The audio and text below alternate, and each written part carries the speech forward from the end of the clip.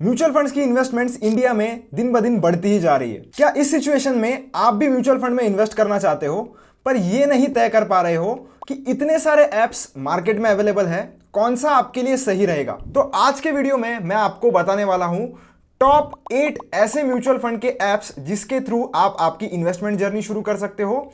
और सारे ऐप्स का मैं आपको चार्जेस कितने लगने वाले हैं, कौन से एप्लीकेशन में कौन से फीचर्स है, ये सारी चीज़ों के बारे में डिटेल डिस्कशन हम करने वाले हैं।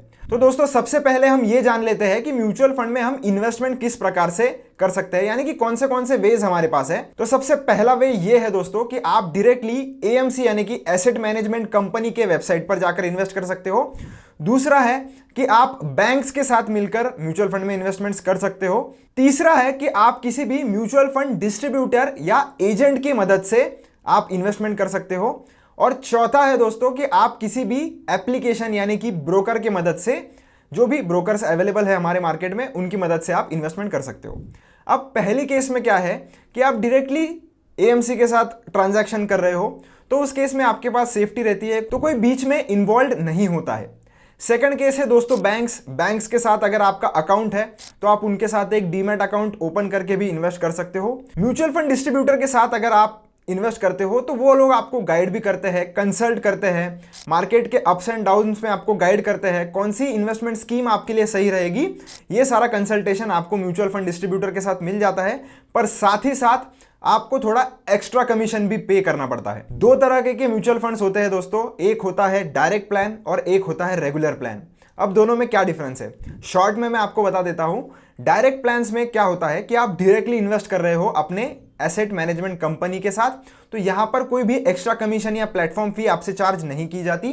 पर वही अगर हम रेगुलर की बात करें, रेगुलर म्यूचुअल फंड्स में आपसे एक्स्ट्रा कमीशन चार्ज किया जाता है, क्योंकि वो लोग आपको सर्विसेज प्रोवाइड कर रहे हैं इसलिए। तो अगर आपको डायरेक्ट और रेगुलर में थोड़ा और डिटेल इंफॉर्मेशन चाहिए तो आप मेरे चैनल पर वीडियो देख सकते हैं, लिंक आपको डिस्क्रिप्शन में मिल जाएगी, जहां पर मैंने डायरेक्ट या रेगुलर आपके लिए कौन सा फंड सही रहेगा ये इसके बारे में डिटेल में बात की है। तो सबसे पहले हम एप्लीकेशन के नाम जान लेते हैं दोस्तों। तो सबसे पहला है जीरोधा, एंजल वन, ग्रो, धन, Upstox, ET money, IND money और कुबेरा।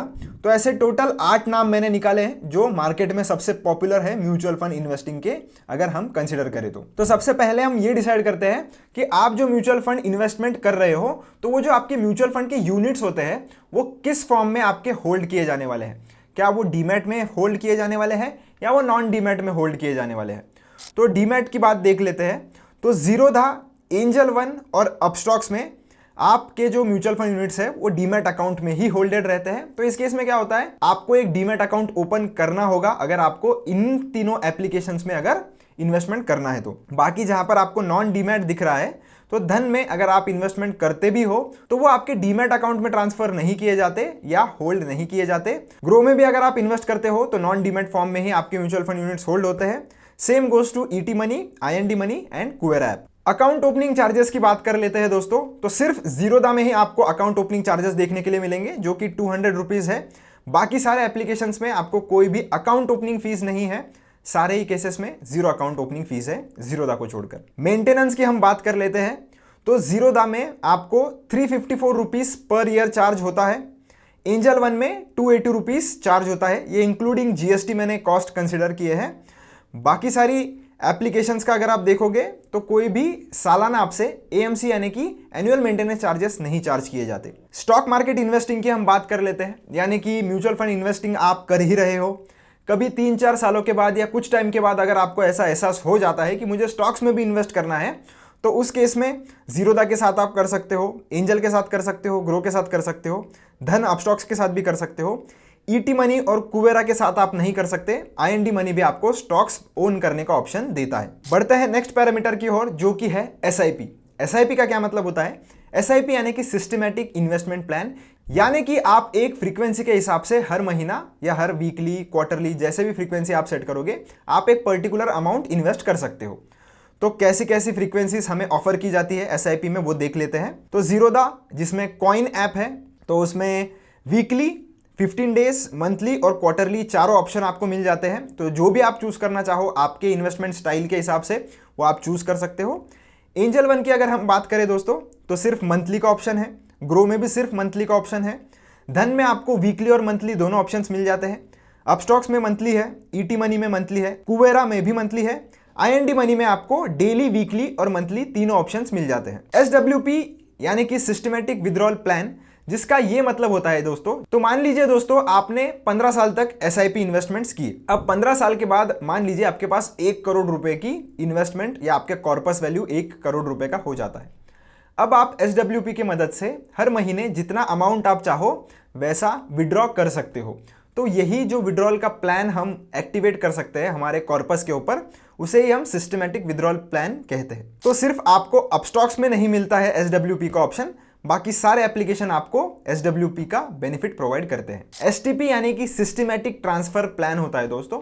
तो इसमें क्या होता है, जैसे मान लीजिए आप एक एसेट मैनेजमेंट कंपनी के किसी भी फंड में इन्वेस्ट करते हो और आपको ऐसा लगता है कि इस फंड से मुझे अब पैसे निकाल के दूसरे फंड में ट्रांसफर करने हैं, पर वो एक ही एएमसी के होने चाहिए। यानी कि एग्जांपल के लिए अगर आप निप्पॉन इंडिया के किसी भी स्कीम में इन्वेस्ट करते हो और आपको चाहिए कि पहले आप निप्पॉन इंडिया के लार्ज कैप फंड में इन्वेस्ट कर रहे थे, अब आपको पैसे निकाल के निप्पॉन इंडिया के मिड कैप फंड में इन्वेस्ट करना है, तो आप लार्ज कैप से मिड कैप में डायरेक्टली ट्रांसफर कर सकते हो, पर वो एक ही एएमसी की स्कीम्स होनी चाहिए। तो इसे हम सिस्टमैटिक ट्रांसफर प्लान कहते हैं। तो सिस्टमैटिक ट्रांसफर प्लान भी आपको सिर्फ अपस्टॉक्स में देखने के लिए नहीं मिलता, बाकी सारे एप्लीकेशंस आपको ये वाला बेनिफिट प्रोवाइड करते हैं। पोर्टफोलियो इंपोर्ट की बात कर लेते हैं दोस्तों। अभी क्या होता है, काफी सारे लोगों का एक एप्लीकेशन में इन्वेस्टमेंट नहीं होता है, पर्सनली मेरा भी नहीं है। तो मुझे अगर एक ही एप्लीकेशंस में मेरे सारे डीमैट अकाउंट्स का अगर देखना होगा होल्डिंग्स, तो वो मैं किस फीचर के साथ कर सकता हूँ। तो उसके लिए ये फीचर बहुत ही काम का है, जिसका नाम है पोर्टफोलियो इंपोर्ट। तो जिसमें आप सारे एप्लीकेशंस का जितना भी आपका होल्डिंग्स होगा म्यूचुअल फंड्स का, तो वो आप इंपोर्ट करवा सकते हो।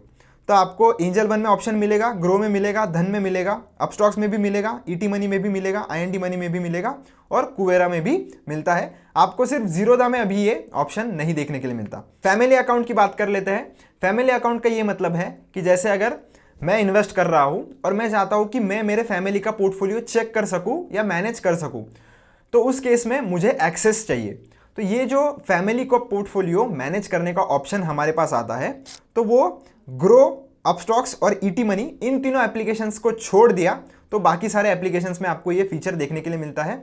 बहुत ही काम का फीचर है। अगर आपके घर वालों को इतना ज़्यादा नॉलेज नहीं है स्टॉक मार्केट का, इन्वेस्टमेंट का, तो आप एज ए लीड उन सारे लोगों का पोर्टफोलियो मैनेज कर सकते हो। प्ले स्टोर रेटिंग्स की दोस्तों बात कर लेते हैं कि लोगों के हिसाब से ये जो एप्लीकेशंस है वो कितने अच्छे हैं, लोग कितना रेटिंग्स इनको दे रहे हैं। तो जीरोधा कॉइन की बात कर लेते हैं सबसे पहले। तो 3.9 रेटिंग इसे मिल रही है। एंजल वन की 4.4 है, ग्रो की सबसे ज्यादा है 4.8, धन की 4.3 है, अपस्टॉक्स की 4.5 है, ईटी मनी 4.2, आईएनडी मनी 4.6 और कुवेरा 4.2। तो इन सारे पैरामीटर्स को स्टडी करने के बाद दोस्तों मैं आपको अपना पर्सनल ओपिनियन देता हूं कि मैं पर्सनली जीरोधा और धन यूज करता हूं। अगर मैं फ्रैंकली आपको बताऊं तो ये जो 8 के 8 नाम है, इन आटों का एप्लीकेशन या यूजर इंटरफेस बहुत ही अच्छा है, आपको दिक्कत नहीं आएगी। आप इन 8 में से कोई भी चूज कर सकते हो। पर यहां पर मैं अगर पर्सनली अपना ओपिनियन दूं तो अगर आप एक बिगिनर हो तो ग्रो आप यूज कर सकते हो। आईएनडी मनी भी काफी अच्छा है। अगर आपको स्टॉक्स में इन्वेस्ट करना भी पसंद है या आगे जाकर आपका प्लान होने वाला है, तो उस केस में आप जीरोधा, धन, अपस्टॉक्स या एंजल वन के साथ भी जा सकते हो। कुवेरा और ईटी मनी को स्टॉक्स में तो आप वैसे भी इन्वेस्ट नहीं कर सकते हो। तो अगर आपका सिर्फ म्यूचुअल फंड्स में इन्वेस्ट करने का प्लान है तो फिर आप ईटी मनी या कुवेरा के साथ जा सकते हो। पर अगर आपको ईटीएफ्स वगैरह में भी इन्वेस्ट करना पसंद है या आप आगे जाके प्लान कर रहे हो, आपको करना है, तो उस केस में जीरोधा, एंजल वन, ग्रो, धन, अपस्टॉक्स ये ऑप्शन आपके लिए सबसे अच्छे रहेंगे। तो आशा करता हूं दोस्तों आपको सारे पैरामीटर्स के बारे में जानकारी मिल गई होगी। आप चाहो तो इन सारी एप्लीकेशंस का यूजर इंटरफेस चेकआउट कर सकते हो और फिर अपने लिए कौन सा एप्लीकेशन सही रहेगा ये चूज कर सकते हो। वीडियो पसंद आया हो तो चैनल को लाइक, शेयर, सब्सक्राइब जरूर से कर देना। मिलता हूं आपसे एक नई वीडियो में। Till then keep learning, keep earning.